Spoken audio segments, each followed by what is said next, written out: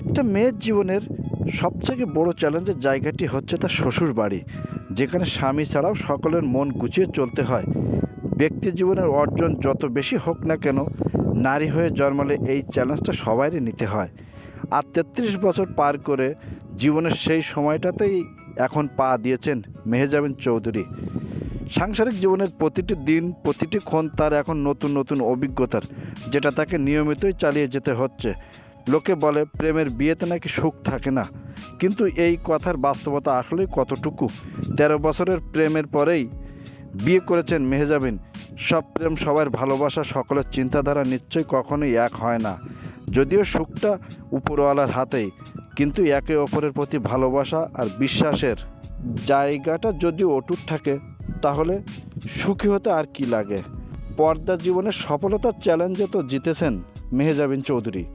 এখন সাংসারিক জীবনের চ্যালেঞ্জটা তার কী হবে, সেটাই মুখ্য বিষয়। মেহজাবিন এমন একজন ব্যক্তি যিনি সর্বদাই নিজের লক্ষ্য ঠিক রাখেন।